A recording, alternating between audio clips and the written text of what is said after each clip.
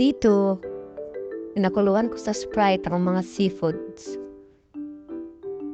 Kasama yung mga mais. So, sa inyo lang guys yung dami ng Sprite. Pero dito inubos ko na lahat kasi marami tayong seafood na ilalagay.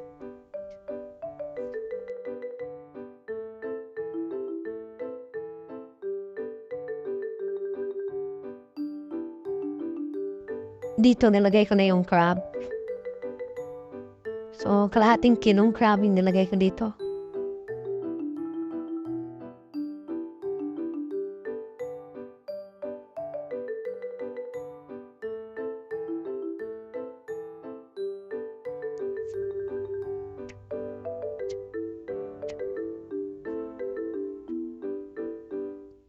Yan, pinakuluan ko na yung crab. Tapos, iniguasan ko na yung mga hipon. Ihanda ko na sila. Pati yung squid natin. Yan, napakalaking squid yan guys. 600 grams yan. Hindi hinalo ko na yung mais. Nilagay ko na yung mais. Sa kasama ng pagpapakulo ng seafood. Para lumambot siya. At magkalasa din yung sabaw. Yan. Kasi gagamitin natin yan mamaya. At nagprito na rin ako ng talong. Olive oil yung ginamit ko yan dyan guys. Pero pwede rin corn oil kung gusto nyo. Tapos chinek mo na yung kaluto na yung crab.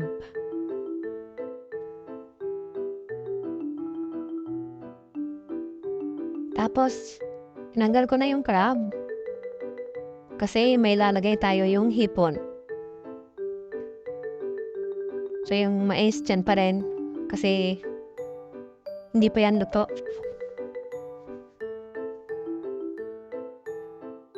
Tapos, yung sabaw niyan is aside natin yan kasi gamitin natin yan mamaya.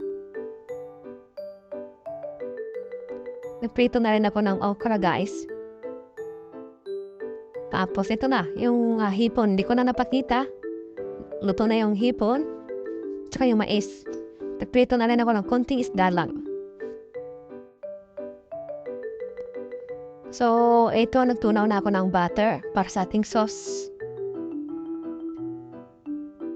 Okay? So, dapat maraming butter yung gagamitin ito guys para mas masarap yung sarsa.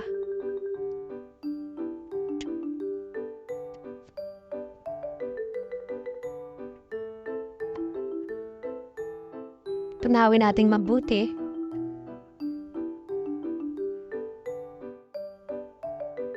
Ayun, matunaw na. Tagal matunaw. Siyempre, ang laki niyan. Galing freezer pa yan, guys. Kaya ang tagal matunaw.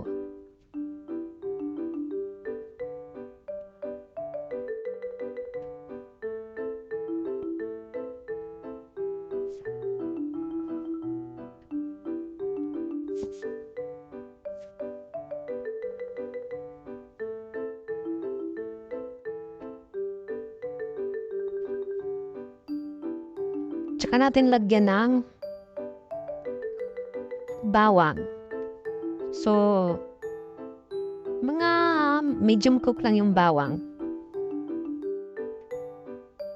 Yan. Tuloy natin mabuti para pantay yung pagkaluto.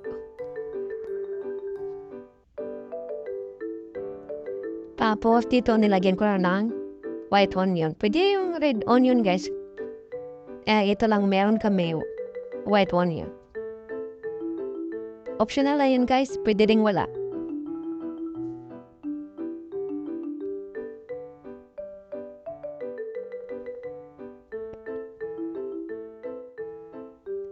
Tapos ito, yung tomato paste na nalagay ko. So, kalahati lang ng tomato paste mo, 3 kutsara guys.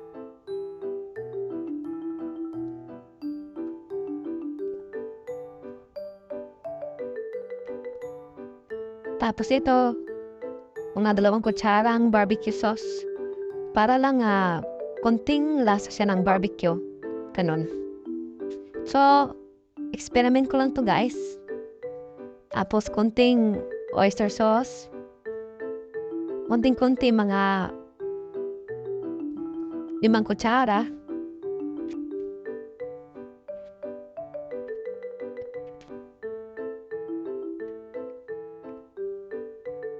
Tapos, ito yung sabaw na ginamit natin yung Sprite na nakuluan natin ng seafoods. Pangdagdag lasad niyan. So, halo-haluin natin mabuti. Masarap pa siya. Tapos, konting lechon sauce na galing sa Andox, not sponsored. Para dumagdag sa tamis at lasa. Kasi lagyan ko ng konting sabaw. Ulit. Tsansayin nyo na guys. Tapos, hot sauce na. Para may konting anghang. Tapos, garlic powder tsaka paminta.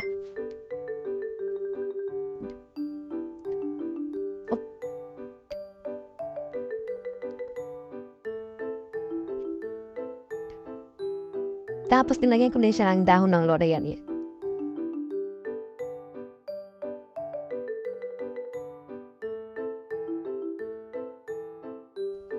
So, halo-haloin mo ng mabuti.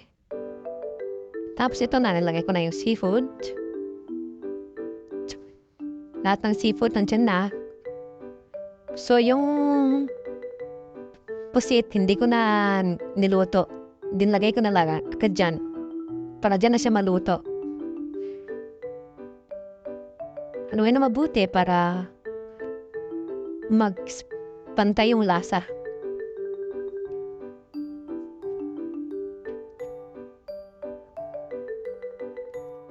So, ito yung version ko guys. Pero sobrang sarap. I-try nyo sa bahay. I-try nyo guys. Sobrang sarap. Di kayo magsisisi. Yan. Tapos, takpan nyo. Mga 10 minutes yan, guys. Ready na yan. Ready to eat na yan.